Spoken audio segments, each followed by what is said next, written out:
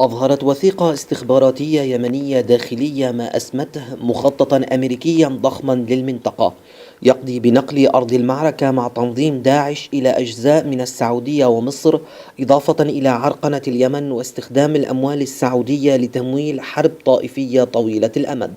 سيناريو مرعب في وثيقة استراتيجية: عرقنة اليمن ونسخة موجهة من داعش، وإغراق السعودية ومصر بالفوضى، واستهداف ميزانية الملك سلمان، وتمويل حرب طائفية طويلة الأمد بمليارات الدولارات، ومقتل مئات الآلاف من المسلمين بمذاهبهم المختلفة.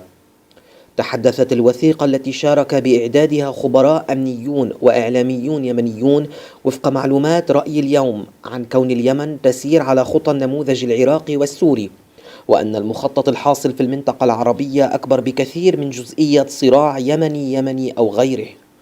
ولم تذكر الوثيقة الطريقة التي ستتورط بها مصر في المخطط الأمريكي، إلا أنها ذكرت تفصيلا مصير المملكة العربية السعودية المفترض.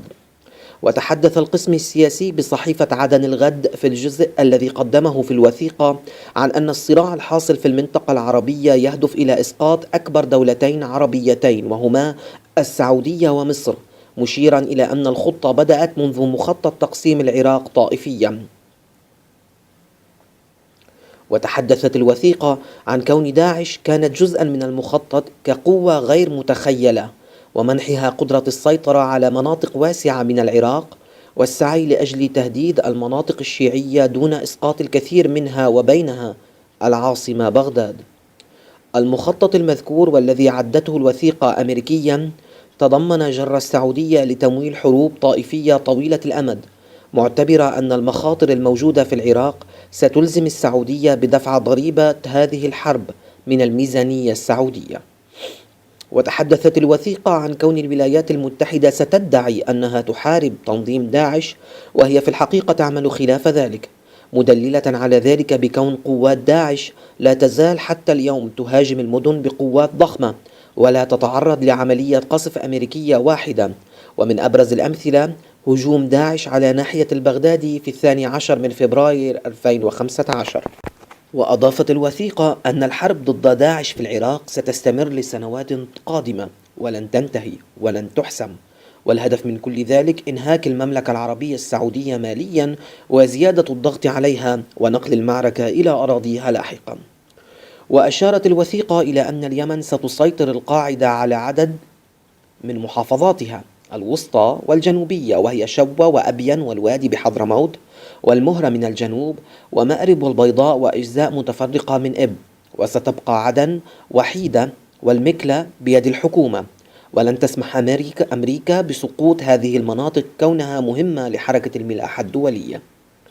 وستدعي أمريكا أنها ستحارب القاعدة في اليمن، وستقنع السعودية بتحمل تكاليف نفقات الحرب، وستبدأ الغارات الجوية، وسنشاهد نفس الفيلم العراقي السوري في اليمن وفق الوثيقة ذاتها. من جانب المجتمع الدولي فسينقسم على النحو الموجود في النموذج العراقي، وستناصر روسيا دولة الحوثيين في الشمال، وستحول دون أي إجراء سياسي حقيقي لوقف القتال في اليمن، وستواصل أمريكا الادعاء بأنها تحارب القاعدة وستطلب دعما أكبر من السعودية. روسيا ستذهب لادعاء أنها تبحث عن تسوية حقيقية في اليمن مثلما في العراق، وستبيع أطنانا من السلاح إلى القوى المتحاربة في اليمن، وستقبض أمريكا تكاليف الضربات الجوية من السعودية، وهنا يكون كل طرف أمريكا وروسيا مستفيدا مما يدور. مع مرور الوقت ستجد السعودية نفسها محاصرة وفق سياسة الكماشة، الخطر الداهم من الناحية العراقية والخطر الداهم من الناحية اليمنية، وستدفع مليارات الدولارات على أمل انتهاء الحرب، لكن دون جدوى. حينها ستكون نار الحرب أضخم من أن تطفئها أي جهود.